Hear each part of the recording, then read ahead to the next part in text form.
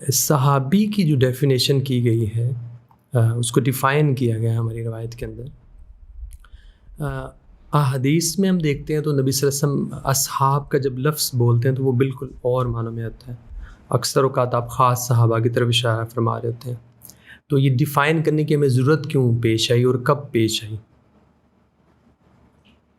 آپ غالباً یعنی ڈیفائن کرنے سے مراد آپ یہ لے رہے ہیں کہ علم حدیث میں جیسے بیان کیا جاتا ہے کہ صحابی وہ ہے جسے نبی صلی اللہ علیہ وسلم کو ایمان کی حالت میں ایک دفعہ بھی اگر زندگی میں دیکھ لیا ہے تو وہ صحابی ہے، اور اس کی وفات بھی ایمان پہ ہوئی، ایمان پہ ہوئی ہوگی تو وہ صحابی شمار ہوگا. جی.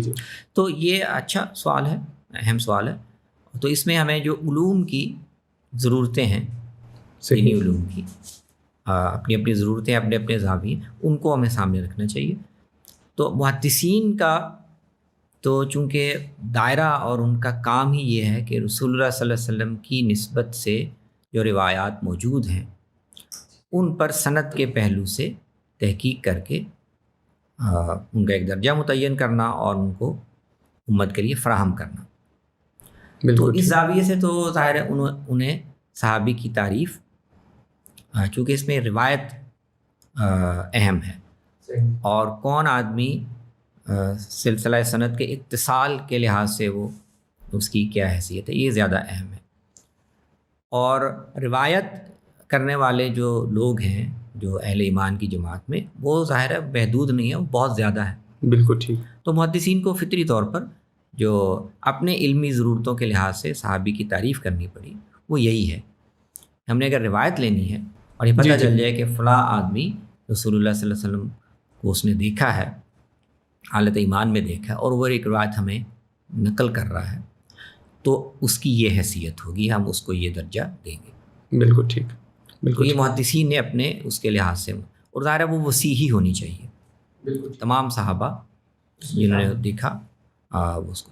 البتہ بعض محدثین، بعض فقہا درجہ بندی بالکل کرتے ہیں کہ جن لوگوں نے حضور کو دیکھا تو ان کی نقل کردہ روایت کو ہم کیا اہمیت دیں گے، کہ کس درجے میں رکھیں گے، وہ درجہ بندی بالکل کرتے ہیں. ٹھیک ہے نا. فقہائے صحابہ، حاضر باش صحابہ، ان کی روایت کا مقام اور ہے، جن کو کم موقع ملا ان کا اور ہے.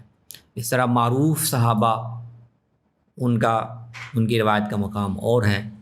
کچھ ایسے صحابہ جن کا نام معلوم ہے اور ہمیں یہ پتہ ہے کہ انہوں نے حضور کو دیکھا، لیکن ان کے بارے میں اور کوئی زیادہ حالات ہمارے علم میں نہیں ہیں، ظاہر ہے ان کی روایت کا مقام اور درجہ وہ نہیں ہوگا. بالکل صحیح.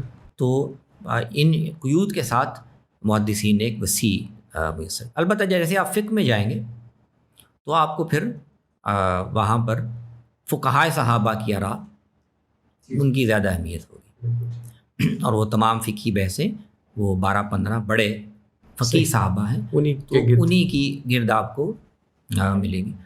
اور رسول اللہ صلی اللہ علیہ وسلم تو ظاہر ہے جب فرق کرتے ہیں اپنے بہت قریبی صحابہ میں اور ان صحابہ میں جو بعد میں آئے یا وہ تھوڑا سا ان کا اتنا اتصال اور تعلق نہیں ہے، تو وہ تو آگے ہم دیکھیں گے کہ یہ فرق اور یہ فرق مراتب تو خود قرآن نے بیان کیا. رسول اللہ صلی اللہ علیہ وسلم نے اس کا ذکر کیا، کیونکہ آپ پر ایمان لانے والے جو صحابہ ہیں وہ اس شرف میں تو شریک ہیں، لیکن اللہ تعالیٰ نے اس جماعت کا جو انتخاب جن معیارات پہ کیا اس کے لحاظ سے ان کے مابین بھی بہت سے فرق ہیں مراتب. اس کو رسول اللہ صلی اللہ علیہ وسلم کئی موقع پہ نمایاں کرتے ہیں. بالکل ٹھیک. ہے تو تم سب میرے ساتھی ہو، لیکن یہ جو ایک خاص حلقہ ہے میرے ساتھیوں کا، جو اتنے عرصے سے میرے ساتھ ہیں، ہر گرم سرد میں ساتھ رہے ہیں، مجھ سے انہوں نے چیزیں سیکھی ہیں، تو جو بعد میں آنے والے لوگ ہیں وہ مرتبے میں اور مقام میں ان کے برابر نہیں ہو سکتے، تو ان کو بھی اس کا لحاظ رکھنا چاہیے. بالکل. رسول اللہ صلی اللہ علیہ وسلم اس پہلو سے بعض موقعوں پر یہ فرق بیان فرماتے ہیں.